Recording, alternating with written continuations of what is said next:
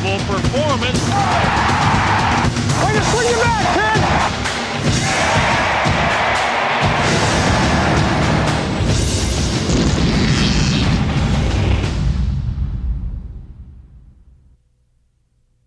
Get ready to learn a lesson from McGuire, Griffey, Ripken, and more.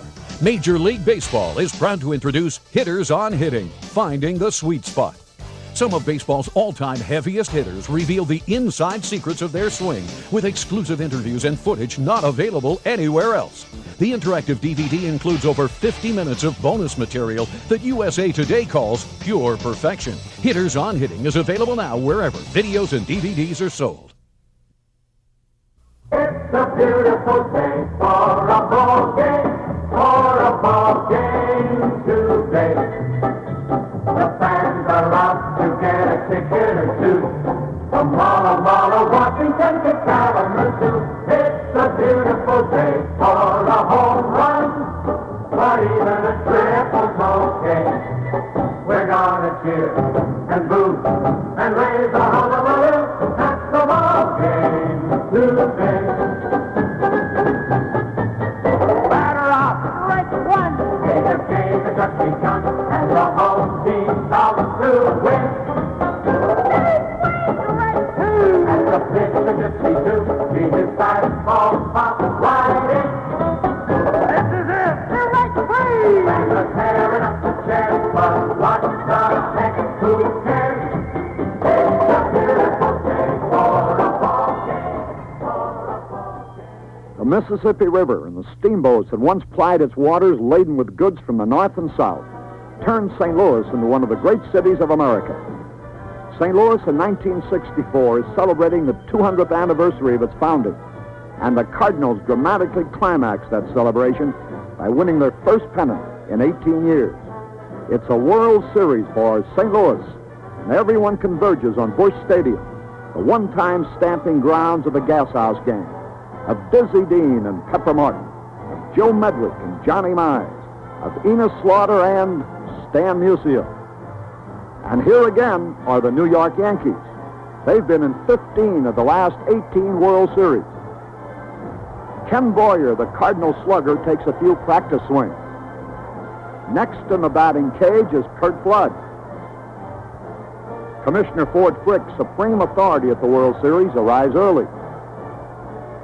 Bill White and the Cardinals take their pregame warm-up. Manager Johnny Keane seems relaxed as he talks with reporters. Whitey Ford and Ray Sadecki, both left-handers, will be the starting pitchers. Manager Berra of the Yankees keeps busy before the game. Co-owner Dan Topping of the Yankees and his son Dan Jr. appear confident about the chances of the Bombers. Tension grows in the crowd as game time approaches. The umpires hold a conference on ground rules. The Marine Color Guard marches toward the flagpole, and the crowd comes to attention for the traditional flag-raising ceremonies. Sadecki, a 20-game winner this year, takes his final warm-up throws. All the Cardinals are ready and alert. Here comes Sadecki's pitch to Phil Inns, and the series is underway. Ken Boyer fumbles the ball, but recovers in plenty of time. Whitey Ford, baseball's winningest World Series pitcher with 10 victories, gets ready for another appearance. With runners on first and third and one out, Ken Boyer lifts a long fly to Mickey Mantle.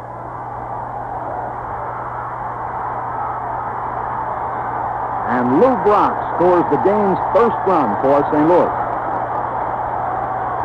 With Elston Howard on first base, Tom Tresh hits deep to left field in the second inning. It might be, it could be, it is a home run. It's the third home run in 3 World Series for Tom, and it gives the Yankees the lead as Howard and Tresh score. With Boyer on second, Whitey Ford hits safely for another run. As Clete Boyer tallies, and the Yankees are ahead 3-1. With 1 on and 2 out in the Yankee fourth, Lynn smashes the ball to Ken Boyer. He knocks it down behind third base on a fine play.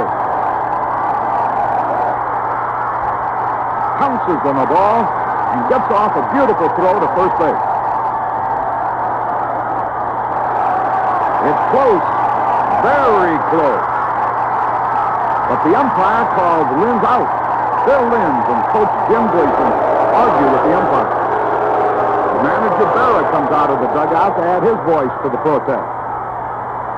After the first half of the sixth inning, the Yankees lead 4-2. Mike Shannon comes up in the Cardinals' sixth inning with one man out and Ken Boyer on second base. Shannon takes a pitch while Berra paces the dugout. Shannon rips into the next one. Boyer takes a look at it, and so does Pepitone. It's a tremendous blast. A home run that sails over the bleachers and above the scoreboard. St. Louis fans go wild as Boyer and Shannon cross the plate, and the score is tied at 4-4. Tim McCarver keeps the Cardinal rally rolling with a drive to right center. The ball bounces off the wall, and McCarver digs for second, pulls up with a double.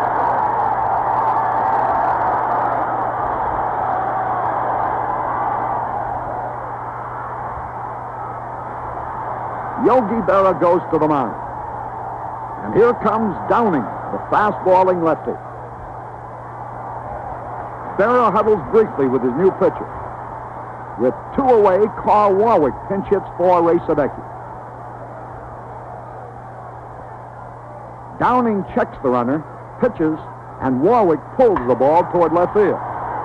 Linz makes a desperate dive. But the ball goes through for a hit.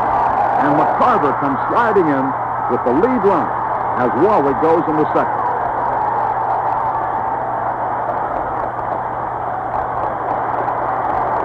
Downing now faces Curt Flood.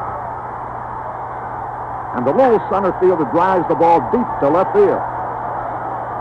Tom Tresh starts backing up for the ball, but he seems uncertain on the play. At the last split second, Tresh turns, but he has lost the ball. And as it bounces off the wall,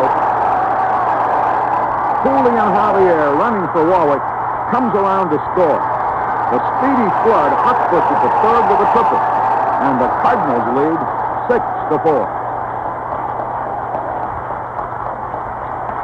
A Yankee run in the eighth reduces the Cardinals' lead to 6-5.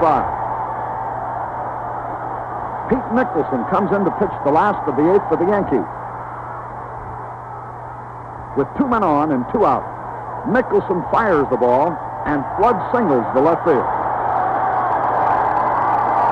On the hit, Mike Shannon scores easily from second base. Lou Brock picks on the next pitch, wraps a double into the left field corner. That scores pinch runner Jerry Bouchette and Curt Flood. And the pressure on the Cardinals is eased considerably as they extend their lead to 9-5. Barney Schultz has retired Elston Howard and Clete Boyer to start the Yankee ninth. Now, Joe Pepitone is the last New York hope. Joe flies out to Curt Flood in center field, and it's all over. The Cardinals win 9-5 as the crowd goes wild and the fans swarm onto the field, while Schultz, the relief star, and the rest of the Cardinals head for the dugout. It's a big win for the Cardinals, who grab an early lead in the series.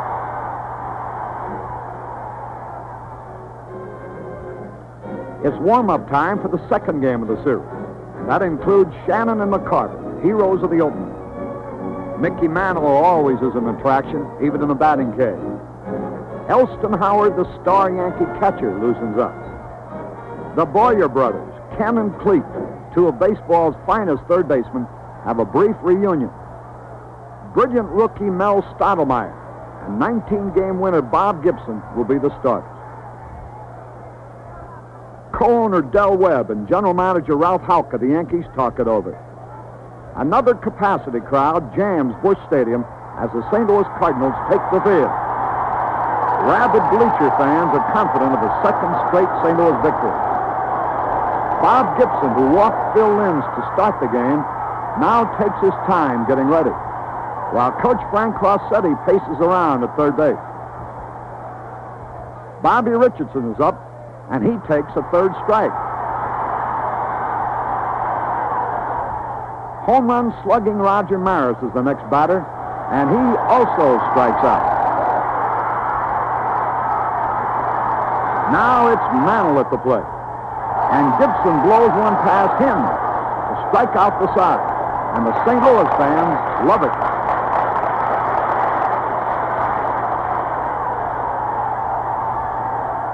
In the second inning, Gibson fans Elston Howard to make it 4 strikeouts in a row. The rangy fastballer is in magnificent form. In the Cardinals' third inning, Shannon is on third base with 1 out. When Stottlemyre pitches to Flood, Kurt grounds out to the shortstop, and Shannon scores the first run of the ball game. With the score tied 1-1, Mantle opens the 6th inning with a walk. Howard drills Gibson's next pitch for a low liner towards center. But nope, it doesn't go through. Darryl Maxwell steers it with a miraculous diving catch. And Mantle quickly scampers back to first.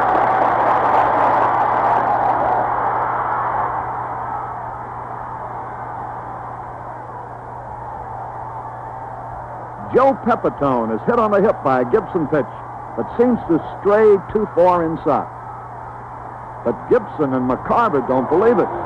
They argue heatedly with umpire Bill McKinley. Manager Keene also joins in the protest. Dick Grote and Bill White finally get Gibson calmed down. Mantle is now in scoring position at second. On the next pitch by the ruffled Gibson, Tom Tresh singles to center.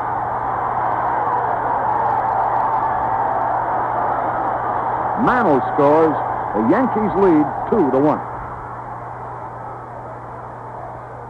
In the Yankees' 7th, Richardson gets a broken bat blooper to center, scoring Linz from third. The Yankees make it 4-1 when Bobby also scores before the crowd takes the traditional 7th-inning stretch. In the Cardinals' 7th, Tim McCarver drives the ball to deep right center. But here comes Maris. And he makes a wonderful all-out reaching catch near the wall. It averts possible trouble for Stottlemyre because it looked like a hit all the way. At the end of the 8th, the Yankees lead 4-2. Barney Schultz, who saved the opener, is back for a second relief appearance. Schultz floats one of his knucklers to the plate, and Phil Linz ties into the ball.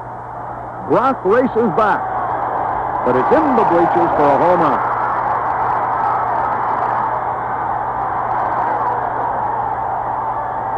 The third hit of the day for Linz, who has replaced the injured Tony Kubek at shortstop for the series. Roger Maris slaps another Schultz knuckler for a single to center to keep the rally rolling. Before the inning is over, the Yankees have added 4 runs to build up an 8-2 margin. Now it's up to Mel Stottlemyre, the brilliant youngster who won 9 games for the Yankees after being called up from the minors on August the 11th. Dick Grote opens the Cardinal 9th inning with a hard drive down the right field line. It gets past Hector Lopez and bounces off the wall. Grote sprints around to third with a triple.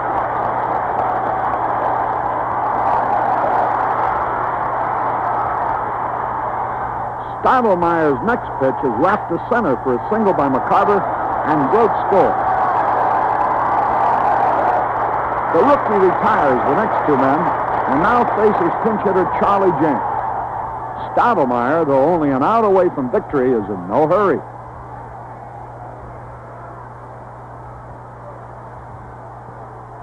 He finally pitches. James strikes out, and the Yankees win 8-3, evening the series at a victory apiece. The Yankees congratulate Stottlemyre, a World Series winner after only 2 months in the majors. When they were faltering in the pennant race, the rookie gave them the lift they needed. And now, he has done it for them again. And And now the World Series shifts to New York, the city of awesome skyscrapers that seem to stretch unending as far as the eye can see. And Yankee Stadium must be included in this immensity of steel and mortar. New York fans never lose interest in the series. August Busch Jr., president of the St. Louis Cardinals, is indeed a happy man with his first National League pennant winner. Mr. Busch and his wife Trudy are out early to watch the Cardinals practice. Jim Bouton and Kurt Simmons are the starting pitchers in the third game. Rookie Mel Stottlemyre relaxes following his victory in Game 2. It's a perfect day, and the rippling flags look beautiful against the blue sky. A huge crowd of 67,101 fills the stands. Everyone is at attention as the color guard, representing all branches of the armed forces, is in center field for the flag-raising ceremony. The game is scoreless going into the Yankees' second. Now Kurt Simmons faces Elston Howard, and the Yankee catcher singles in the center field. With 2 out, Pepitone had walked. Simmons gets one over for Clete Boyer, who drives the ball into left field. It caroms around the curving wall for a double. And Howard scores with the first run of the game. As the Yankees take the field in the 5th inning, Bouton still is protecting a slim 1-0 edge. He pitches to McCarver, and Tim opens with a single to right. Mantle fumbles the ball, and McCarver dashes on to second base. Simmons, who has been pitching superbly, is at bat. Bouton pitches and knocks his cap off. Frequent occurrence with him. Simmons slashes the next pitch at Boyer. Clete dives for it. Can't hold on. The ball caroms away. And McCarver continues home with the run that ties the score at 1-1.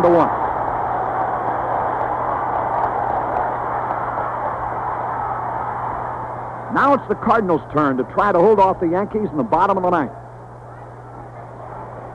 Barney Schultz, the veteran knuckleballer, makes his 3rd straight relief appearance of the series. And the first man Barney must face is the dangerous Mickey Mantle. The Cardinals watch intently while Mantle flexes his muscles with a few quick swings. Schultz turns loose his first knuckler. Mantle tears into it with a terrific cut. Shannon races to the fence, but it's a futile gesture. A tape-measure blast that crashes into the 3rd deck in right field. What a wallop. This is the fantastic sort of moonshot that sets Mickey Mantle apart among sluggers. It also shatters Babe Ruth's record for most World Series homers, number 16 for the great Yankee switch hitter. A home run not only wins the game for the Yankees 2-1, it gives them a 2-1 lead in the series.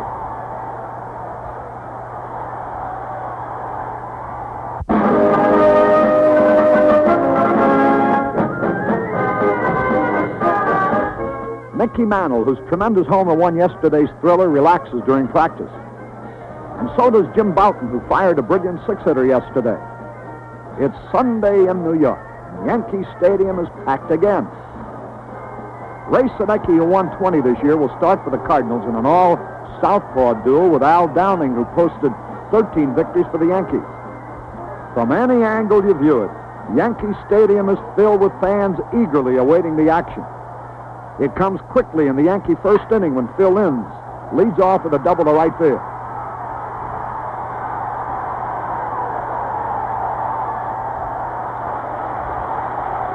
With Linz on third base after escaping a rundown on a pickoff play, Sadecki now faces Bobby Richardson. Bobby slashes the ball past Kenny Boyer.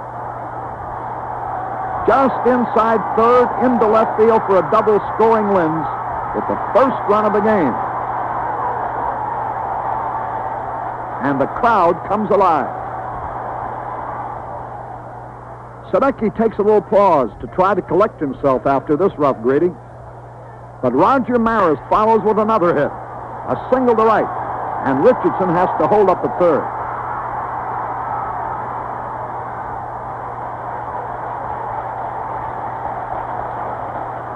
Mickey Mantle, swinging from the right side, singles to right. Shannon fumbles the ball, and Mantle breaks for second. But Mike recovers quickly and throws him out. Meanwhile, Richardson scores.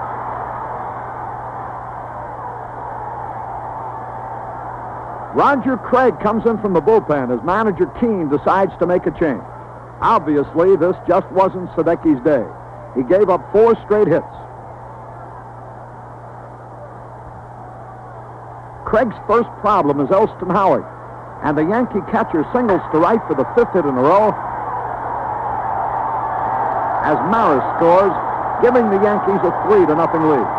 The fans thrilled with the sudden outburst.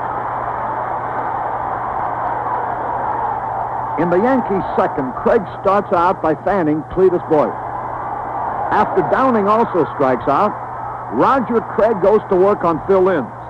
The shortstop takes a third one, and Craig is struck out the side.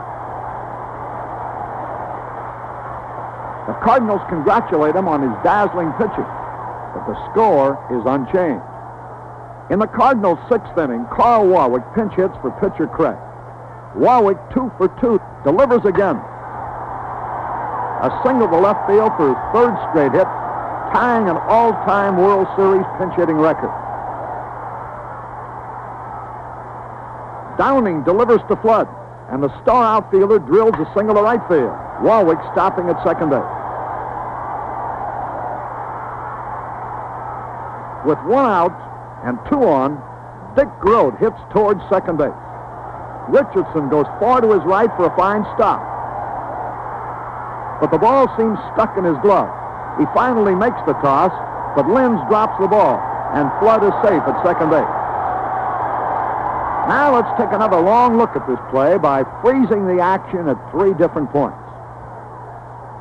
Richardson is having trouble extricating the ball from the webbing of his glove.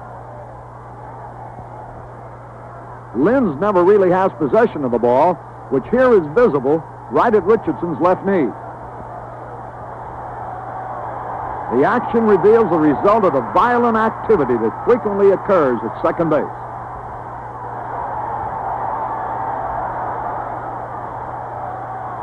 Now with Dick Grote on first base, Flood on second base, and Warwick on third, Elston Howard goes out for a talk with Downing.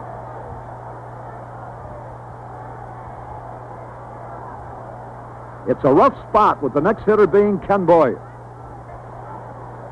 Boyer calmly looks at a pitch. The Yankees are on their toes as Downing tries a changeup. Boyer smashes it deep to left field. It might be out of here. It could be. It is a home run. A grand slam that's fair by only 5 or 6 feet. Warwick, Flood, and Grote cross the plate ahead of Boyer, and the Cardinals take a 4-3 lead. Ken Boyer, joyously saluted by his mates, is only the 9th player in history to hit a Grand Slam homer in World Series competition. 6 of them have been Yankees.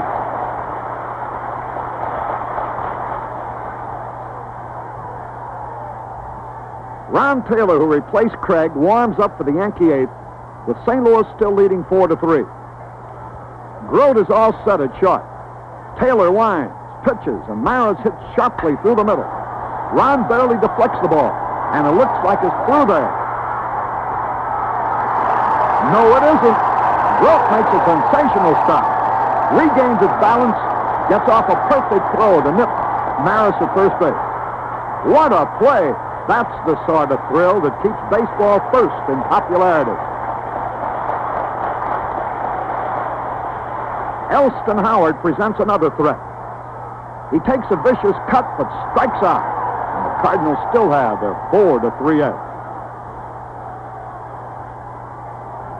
In the Yankee 9th, Clete Boyer's the last New York hope.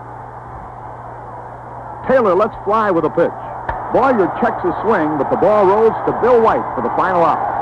The Cardinals win it 4-3, tie the series at 2-all. Taylor is acclaimed for his fine relief pitching, but he shares the heroics with winner Roger Craig, who is just as spectacular in relief, and Ken Boyer, who walloped that grand slam home run.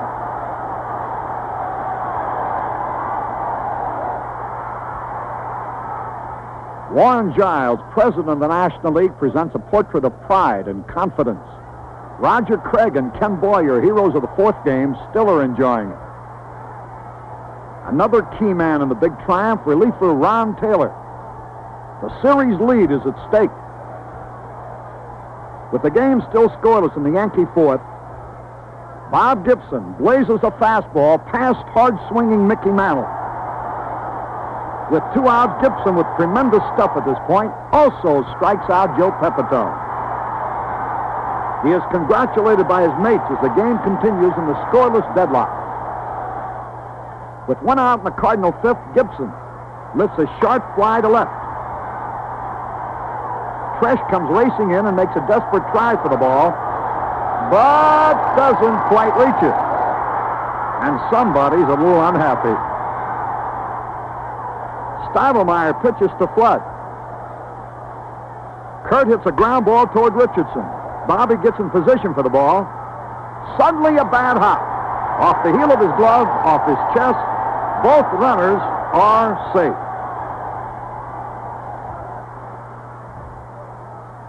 Stottlemyre is in a jam with Brock up and Gibson on second. Mel pitches. Brock cracks a single to right field. Gibson sprinting home with the first run. Before the inning is over, the Cardinals have added another run and lead 2-0. Bob Gibson still has that 2-0 lead in the ninth. With Mantle on first and 1 out, Gibson makes a great play on Pepitone's smash. A miraculous throw, very, very close.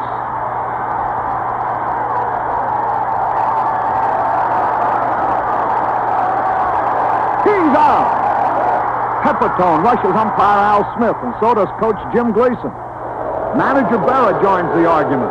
He pushes Pepitone away to keep Joe out of further trouble.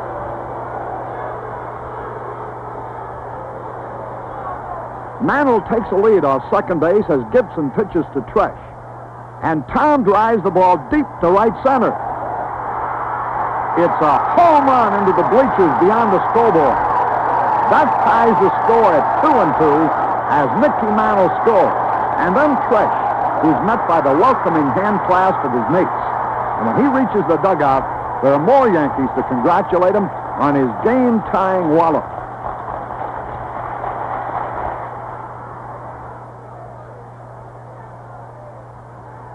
In the 10th inning, with Bill White on third base and Dick Grote on first base and 1 out, Nicholson pitches to McCarver, and Tim takes a vicious cut. It's a long one, way back. Mantle heading for the stands and might be out of there. It is a home run.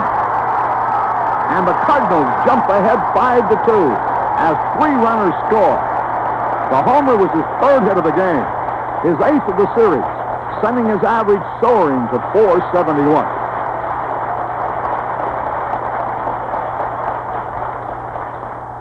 With a runner on and 2 out in the Yankee 10th, Bob Gibson pitches to Maris. Roger lifts a foul behind third. Boyer makes a spectacular catch right over the head of National League President Warren Giles. The Cardinals win a dramatic 5-2 victory that gives them a 3-2 edge in the series. They swarm around Ken Boyer and then Gibson, with a jubilant youngster also giving a hug to the pitcher.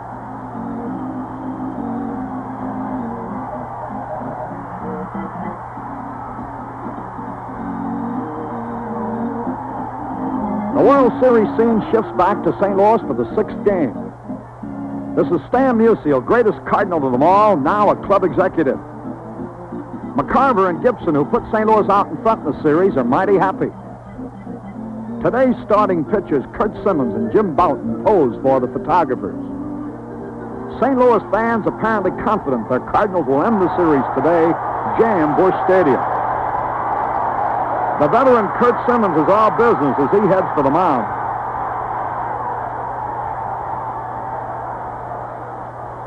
With 1 on and 1 out in the first inning, Maris strikes out on a shot curveball.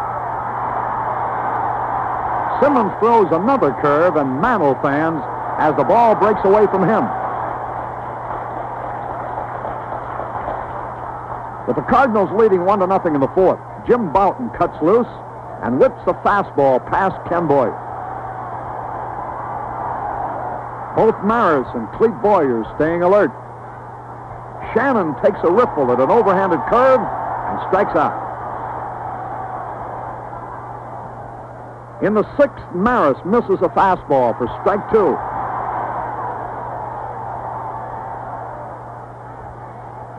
But Maris doesn't miss this one. A towering fly to right on the pavilion roof for a home run. Fair by only a foot or two. It's the first run batted into the series for Maris. But this is a big one as it sends the Yankees ahead 2-1. With Mantle up, Flood gets ready. On Simmons' next pitch, Mantle pours all his power into his swing. And there it goes, over the roof in right center, as Shannon watches from below. It's the 17th World Series homer for Mantle, and the back-to-back wallops extend the Bomber margin to 3-1.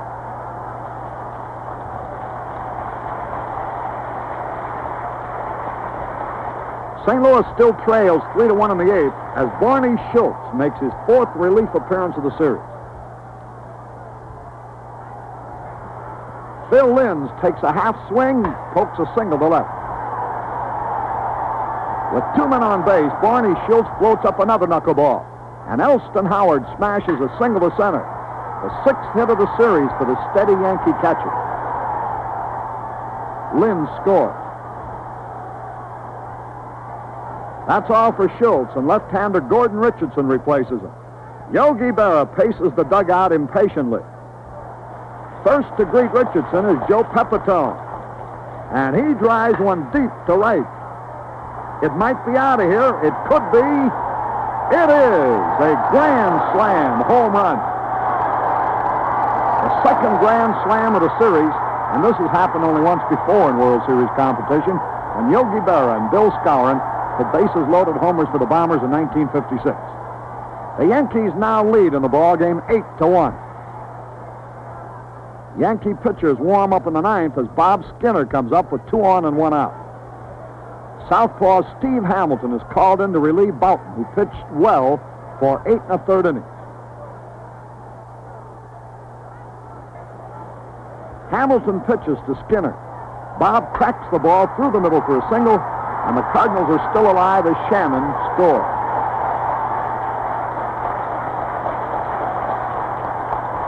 Next up is Kurt Flood, and he grounds to short.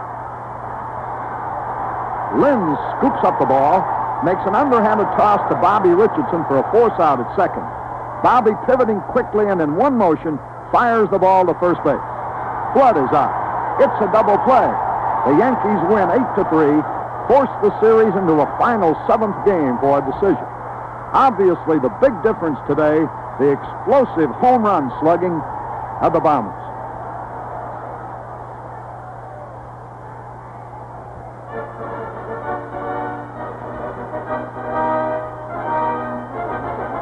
President Joe Cronin of the American League is an early arrival for the decisive 7th game.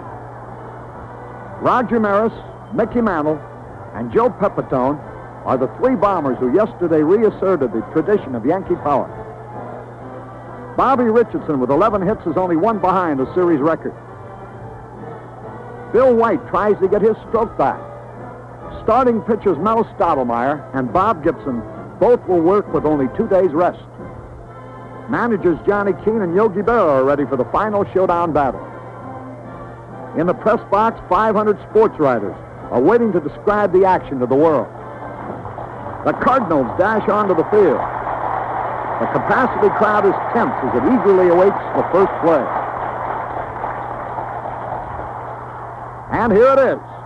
Ken Boyer throws out Phil Linz to start the ballgame. In the second inning, the Yankees have the bases loaded with 2 out. But Gibson gets Stottlemyre on strikes to end the threat. In the fourth, the Cardinals have 1 run in with Shannon on first and McCarver on third.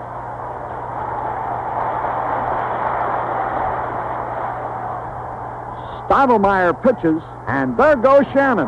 He slides in safely. Here comes McCarver. He scores a double steal. Stottlemyre delivers again to Maxwell. Dow lines a single to right. Here's Mantle still to the plate. It's late. Shannon scores. In the Yankee fifth with 2 on and 1 out, Linz lifts a pop fly into short right. Shannon makes a dazzling catch of the ball. Fires on the run to Big Throat.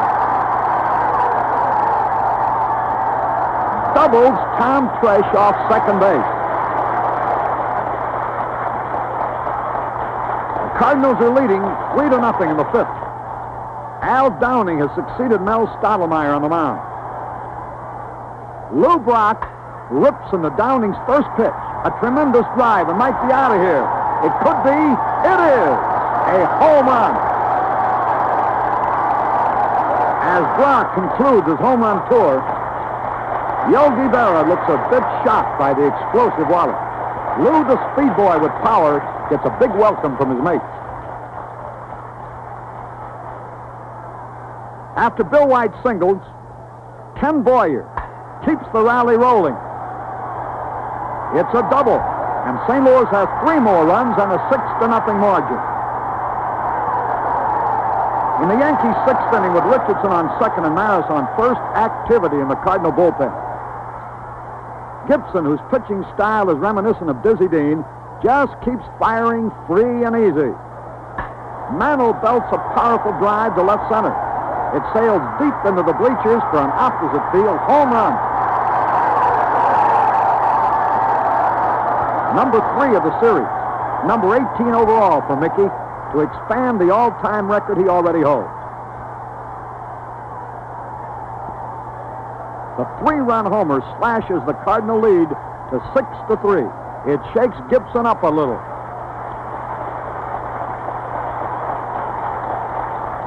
In the Yankees' 7th, Bobby Richardson singles the center for his 13th hit, a new World Series record. But the score remains unchanged.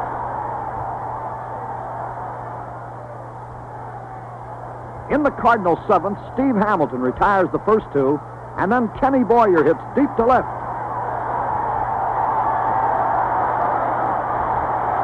In there for a home run. Fleet gets a playful nudge from his brother. Ken is the first Cardinal ever to hit 2 homers in a World Series.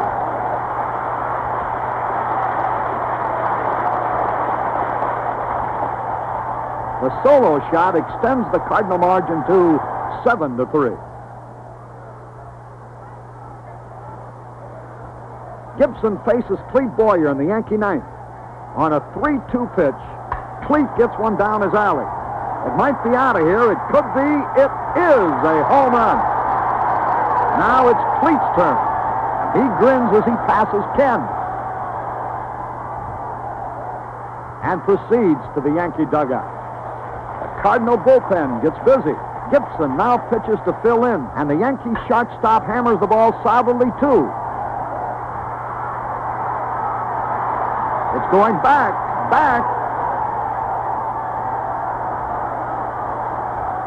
Lou Brock makes a valiant try for the ball, leaping high against the wall. It clears the left field bleacher wall, falls in for a home run. As Lynn circles the bases, the Yankees have taken on new life. They now trail only by 7-5. McCarver talks with Gibson, who still needs 1 more out, and the troublesome Bobby Richardson is up. But the weary Gibson reaches back for something extra. Richardson pops up. Down Maxwell gathers it in. The Cardinals are the new world champions. Gibson, Boyer, and McCarver join in a big bear hug. Now it's one huge swirling mass of players and fans. Wild enthusiasm, which is a tribute to baseball's unflagging popularity. This is one day St. Louis will never forget. It was a stirring triumph by a Cardinal team reminiscent of the Gas House game. It had some of the speed of that colorful team of the 30s, some of the pitching, and all of its great heart and courage. And that, in the end, carried them through to baseball's highest honor, the World Championship.